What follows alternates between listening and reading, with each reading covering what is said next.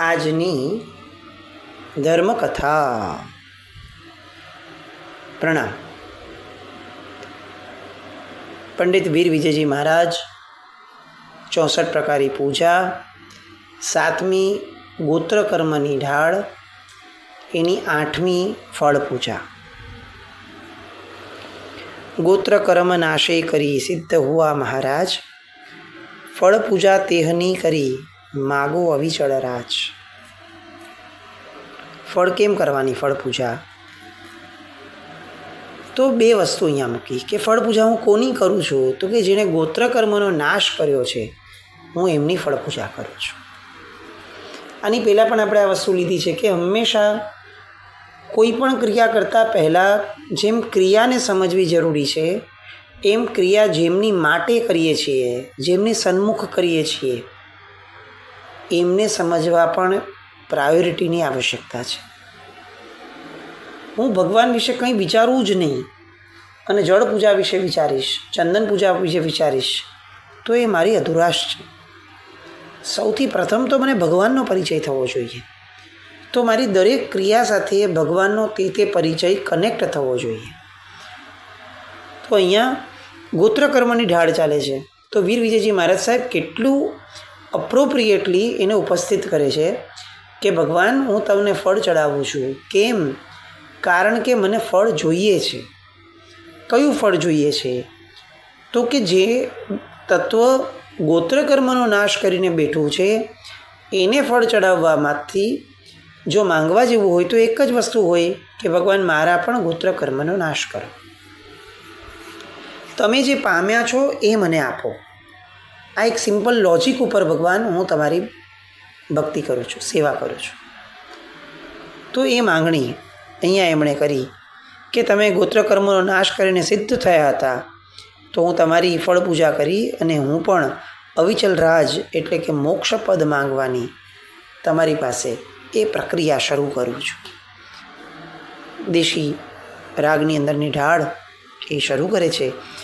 મેં બી સેવક તોરા પાયકા દુનિયા કે સાईं, સેવક હમ કે કાલ કા દુનિયા કે સાईं. દુનિયા કે સાईं, સાईं શબ્દ એ સ્વામિત્વ સૂચવે છે. સાईं એટલે સ્વામી. તો અહીંયા પંડિત વીર વિજયજી મહારાજ સાહેબ એમને દુનિયા કે સાईं આ શબ્દો દ્વારા નવાજે છે.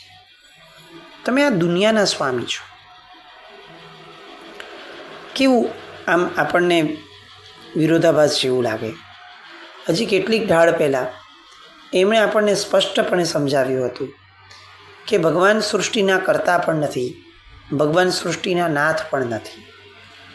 અત્યારે દુનિયા કે સાईं શબ્દ લખતા એમને સંકોચ પણ નથી થતો, કારણ કે બંનેઓની પરિપ્રેક્ષની જે ભેદની ધારા છે એમાં વીર વિજયજી મહારાજ અત્યંત સ્પષ્ટ છે.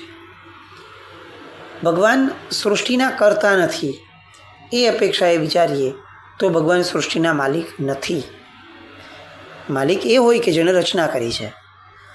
તો ભગવાન તમે આ સૃષ્ટિના માલિક નથી એવું હું કહીશ નહીં કે તમે માલિક છો. કેમ? કારણ કે જો એવું કહું તો એવું થાય કે અમે બધા તમારા તાબામાં છીએ. તો તરત સહજ પ્રશ્ન નીકળે કે જો તમે અમારા માલિક છો તો હું દુઃખી કેમ થાવ? તમને અમને દુઃખી કરવામાં રસ છે? તમે માલિક હો, તમારા જેવું તત્વ માલિક હોય અને કોઈ દુઃખી કેવી રીતે થઈ શકે? આવો પ્રશ્ન નીકળશે જ. એટલે હું સ્વીકારી લઉં છું કે ભગવાન એ અપેક્ષાએ હું એવું કહું છું કે તમે દુનિયાના માલિક નથી. કેમ? કારણ કે તમે દુનિયાના કર્તા પણ નથી. પણ અહીંયા હું તમને દુનિયાના સાईं, દુનિયાના સ્વામી કહું છું. કઈ અપેક્ષાએ? એ અપેક્ષાએ કે ભગવાન તમે જે પામ્યા છો એ આ જગતની અંદરમાં કોઈ પામ્યું નથી. તમે ગોત્રકર્મનો નાશ કરી અને સ્વયંના આત્માને સિદ્ધપણા સુધી લઈ ગયા છો. તો આ જે પુરુષાર્થ છે, આ જે પરાક્રમ છે, એ તો આ જગતની અંદરમાં બીજા કોઈએ કર્યો નથી. એટલે આ જગતના માલિક તરીકે, આ જગતના સ્વામી તરીકે તમને અગર હું પ્રશંસું છું તો એમાં કંઈ જ ખોટું નથી. આ પરિપ્રેક્ષ અહીંયા મૂકે છે. એ દુનિયાના સ્વામી, હું પણ તમારા ચરણોનો એક સેવક છું. આ વાત તમે ભૂલી ન જતા. એ પણ પાછું હું હમણાંનું છું એવું નથી, દીર્ઘકાળથી હું તમારો સેવક છું. અને તો પણ તમે મારી પર કૃપા નહીં કરો. એક આખી લાગણીશીલતા આ આખી ઢાળની અંદરમાં આપણને વર્તાશે. આપણને જેને કદાચ એમ કહી શકાય કે આ ઇમોશનલ બોન્ડિંગ પ્રભુ સાથેનું જે છે એને આખી ઢાળમાં અહીંયા વીર વિજયજી મહારાજ સાહેબ ઉજાગર કરે છે. કેટલી હદ સુધીના રસોની વિવિધતા વૈવિધ્ય વીર વિજયજી મહારાજ સાહેબ આપણને આ ઢાળોમાં આપે છે. હજી કેટલીક ઢાળો પહેલાં તર્કબદ્ધ રીતે આખું ને આખું નામકર્મ આપણને સમજાવ્યું, લોજિક સમજાવ્યા, એક્સપ્લેનેશન આપ્યા, ભેદ દેખાડ્યા, દરેક ભેદ સમજાવ્યા. હજી હમણાં ગોત્રકર્મ ચાલ્યું. આ ગોત્રકર્મની અંદરમાં ઉચ્ચ ગોત્રકર્મ, નીચ ગોત્રકર્મ, એના સ્થાનો, એનો ઉદય, આ બધી વાતો એક પંડિતપણે આપણને સમજાવે છે. અને અચાનક જ્યારે છેલ્લી ઢાળ આવે છે ત્યાં વીર વિજયજી મહારાજ સાહેબ સીધા જ એક પંડિતમાંથી ભક્ત કવિ બની જાય છે અને પોતાની ભક્તિને એક સંવેદના સાથે, એક લહેજા સાથે રજૂ કરે છે. ભગવાન, દીર્ઘકાળથી તમારો સેવક છું. આ વાતની સાક્ષી શું, સાબિતી શું કે હું દીર્ઘકાળથી તમારો સેવક છું? શાસ્ત્રનું એ વાક્ય એ પ્રમાણ છે કે ભગવાન, મેં મેરુ જેટલા ઓઘા લીધા છે. એનો અર્થ એ થયો કે કમસે કમ મેરુ જેટલા એવા ભવ કર્યા છે મેં, કે જે ભવોની અંદરમાં હું તમારા શાસનને પામ્યો છું. એના સિવાય તો ઓઘો કઈ રીતે લીધો હતો? અને જો મેં મેરુ જેટલા ઓઘા લીધા છે ભગવાન, તો મેં ચરોડા તો કેટલા લીધા હશે? અને જો મેં ચરોડા વ્રતધારી બનીને લીધા હશે તો ભગવાન સામાન્યપણે માર્ગાનુસારીના એવા પણ કેટલા બધા ભવો મેં કર્યા હશે. તો એનો અર્થ એ થયો ભગવાન કે આટલા બધા ભવોની અંદરમાં હું દીર્ઘકાળથી તમને સેવતો તો આવ્યો જ છું. હા, એ વાત ખોટી છે, હું સ્વીકારું છું કે મેં તમારી સેવના એવી ન કરી કે જેવી કરવી જોઈતી હતી. એ વાત સાચી છે. પણ કમસે કમ હું એમ તો કહી જ શકું ભગવાન કે દીર્ઘકાળથી હું તમારી સેવના કરું છું. અને એ દાવે હું તમારી પાસે માંગી શકું કે તમે સ્વામી છો, દીર્ઘકાળથી તમારી સેવા કરું છું. હવે રીઝવામાં તમને વાર શું? તમને કેમ સંકોચ થાય છે? અમારા સામાન્ય વ્યવહારની અંદરમાં પણ વર્ષોથી કામ કરતો વ્યક્તિ, એ માણસ ઘરનો વ્યક્તિ થઈ જાય, એની હારે પછી અલગથી અલગ વ્યવહાર ન હોય, ઘરના જેવો જ વ્યવહાર હોય. તો ભગવાન, તમારો વ્યવહાર મારી સાથે આટલા બધા દીર્ઘકાળથી તમારી સાથે જોડાયેલો હોવા છતાં તમારો વ્યવહાર મારી સાથે કેમ બીજા બધા જેવો નથી થતો? અનેક લોકોને તારનારા બન્યા છો, મારા પ્રત્યે આવો અપ્રોચ, આવી વાત કેમ નથી થતી? એનો પ્રશ્ન અહીંયા પૂછે છે. સુણીએ દેવાધિદેવા ફળ પૂજા કી સેવા, દીજીએ શિવ ફળ રાજીએ, પરિઘાટન થઈ અફુ સમાણ થઈ ગઈ, જીત્યો જગત કેરી બાજી. હે ભગવાન, મારી વાત તમે સાંભળો. હું ફળ પૂજા કરું છું, એના ફળ રૂપે મોક્ષનું ફળ તમે મને રાજી ખુશીથી આપો. કારણ કે દીર્ઘકાળની સેવા એ મારો એટલો મોટો પ્લસ પોઈન્ટ છે કે જેના આધાર ઉપર હું તમારી આગળ કંઈ પણ માંગુ તો આપવું એ તમારી ફરજ બને છે. અને એમાંય ફક્ત માંગણી કરું છું એવું નથી, હું તો ફળ તમને ધરાવું છું. તો ફળ ધરાવીને ફળ માંગવું એ તો સામાન્ય લૌકિક વ્યવહારમાં પણ યથાર્થ છે. તો લોકોત્તર વ્યવહારમાં આની કિંમત તો ભગવાન તમે કર્યો, આટલું તો તમારે કરવું જોઈએ. અને અહીંયા કહે છે કે હું તમારા સુખની શું વાત કહું? તમે કર્મને એવી રીતે ખંખેરી નાખ્યા છે, એવી ગતિમાં તમે પહોંચ્યા છો કે જે ગતિની અંદરમાં એક સમયની અંદરમાં બીજા એક પણ આકાશ પ્રદેશને સ્પર્શ્યા વગર તમે આ જગતમાંથી નિર્વાણના સમયે સડસડાટ એક સમયના ગાળાની અંદરમાં છેક સિદ્ધશિલાથી ઉપર લોકના અગ્રભાગે તમે પહોંચી ગયા. અને પહોંચ્યા પછી શું? તો કે અનંત કાળનું સુખ અનુભવવા માટે જે ગતિને સાર્થક અને સક્ષમ ગણી છે એ ગતિ ઉપર તમે પહોંચ્યા છો. ભગવાન, હવે મારી માંગણી આ છે કે જો તમે સુખી થયા તો મેં શું ગુનો કર્યો છે? હું કેમ દુઃખી રહું? જરૂરી છે કે તમે એકલા જ સુખ અનુભવો? કરોડપતિ બાપનો દીકરો એ રોડપતિ કઈ રીતે રહી શકે? જો એનો બાપ કરોડપતિ છે તો દીકરાને એટલો હક નથી કે દીકરો કરોડપતિ બને? અને જો દીકરાને હક છે તો એના બાપ પાસે એ માંગી ન શકે કે ભાઈ તમે બન્યા છો તો મને પણ બનાવો? તો આ લાગણીએ, આ દાવો હું એ અધિકારથી કરું છું કે ભગવાન તમારો સેવક છું, તમે જે પામ્યા છો એ કોઈ પણ ભોગે મને આપવું એ તમારું પણ કર્તવ્ય છે. ગોત્ર કર્મ હરી જ્યોત સે જ્યોત મલી, આપ બિરાજો રંગ મહેલ મેં, સુખ અનંત લહે સેવક દુઃખ રહે, લાજ્યો અમ સારા શહેર મેં. જબ્બર વાત છે. ભગવાનને ઉપાલંબ આપવાની અંદરમાં, આ ઢાળની અંદરમાં પંડિત વીર વિજયજી મહારાજ સાહેબે કોઈ જ કસર નથી રાખી. એમ કહું તો કદાચ વધુ પડતું ન ગણાય.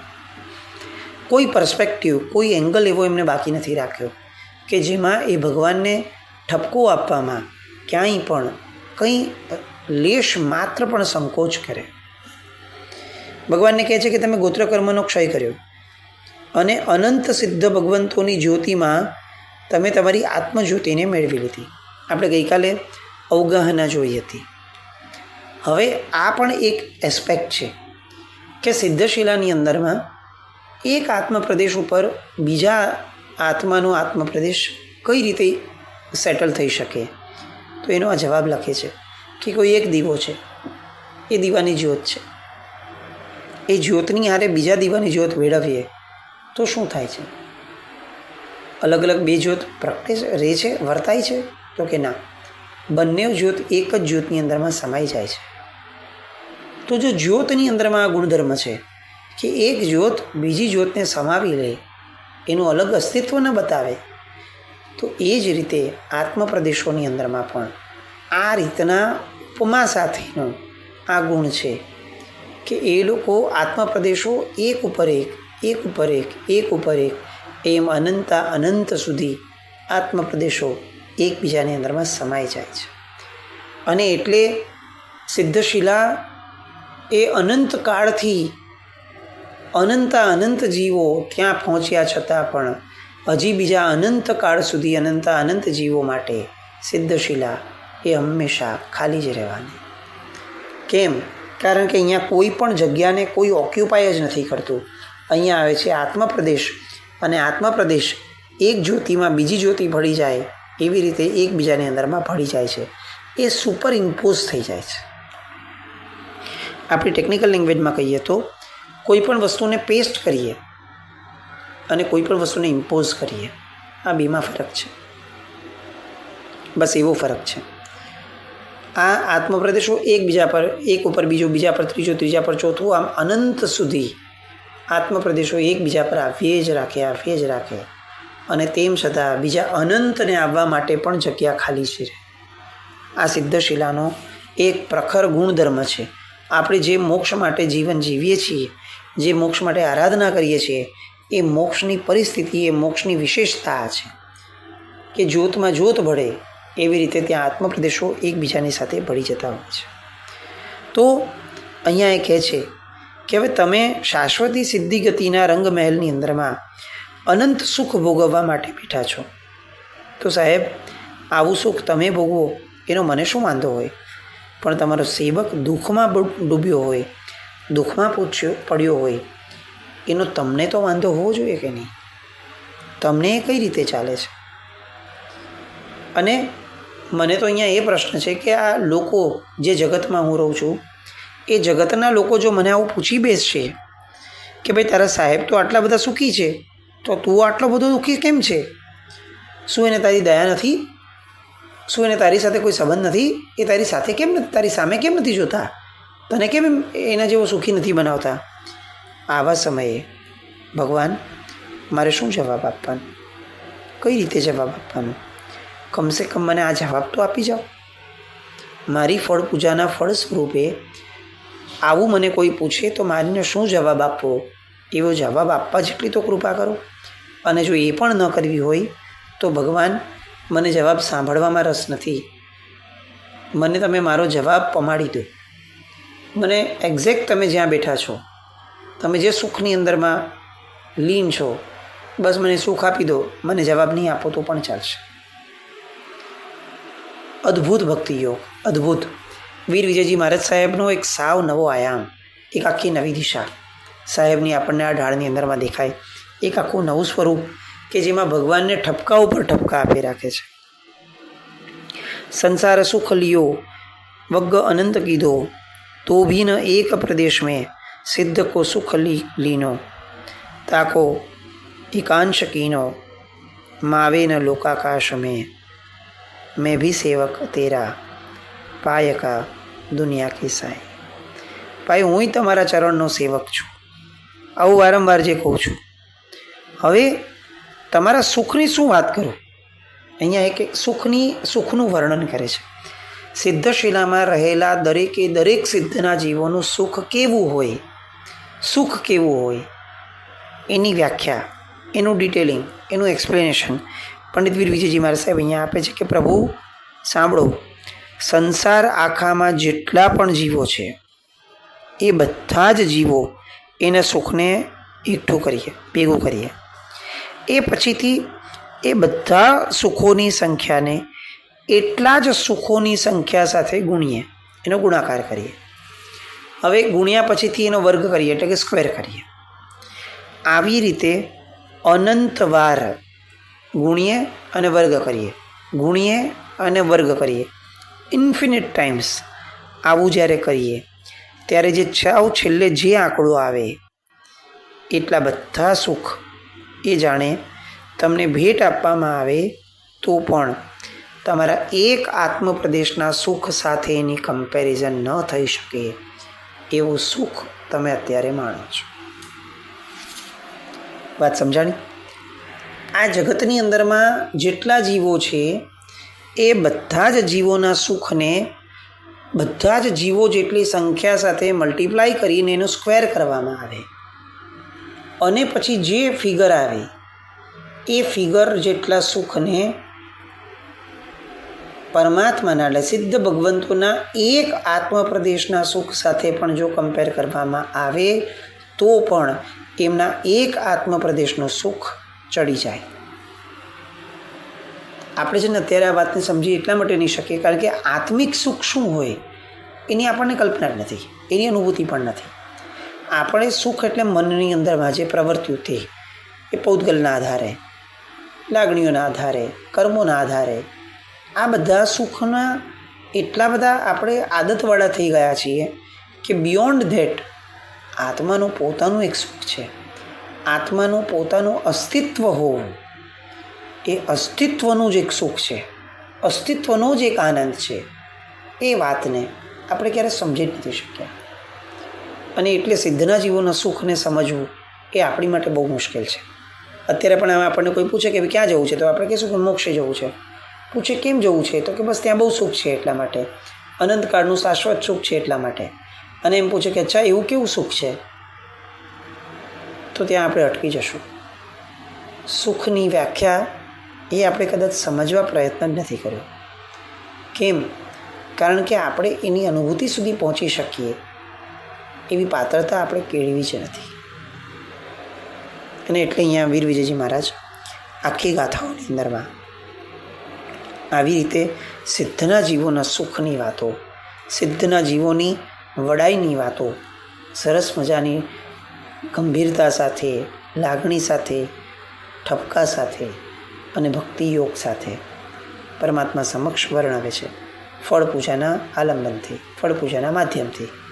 તો આ માધ્યમથી હજી આગળ વધતા એ જ્યારે પરમાત્માના એક એક આત્મપ્રદેશના સુખની વાતના હજી ઉપમાઓ આપીને આપણને જ્યારે સમજાવશે ત્યારે આપણને ખ્યાલ આવશે કે મોક્ષે જવું એ કેટલી અદ્ભુત ઘટના હશે. બહુ સામાન્યથી પોપટની જેમ રટીને બોલી લેવું કે મારે મોક્ષનું સુખ જોઈએ છે, અને મોક્ષનું સુખ શું છે એ સમજ્યા પછી મોક્ષનું સુખ માંગવું અથવા એની માટે ક્રિયાઓ કરવી, તે બેમાં બહુ મોટો ફરક છે. તો આ ફરકને આપણે આ ઢાળ દ્વારા સમજવાનો પ્રયત્ન કરશું અને પછીથી આ જ સુખને આપણું લક્ષ્ય બનાવશું. આવું કંઈક આપણા જીવનમાં થાય એ વિશ્વ મંગલ કામના સાથે જીના બાબત કંઈ પણ બોલાય તો છામી દોકડમ જય નમ જય યતિ શાસન.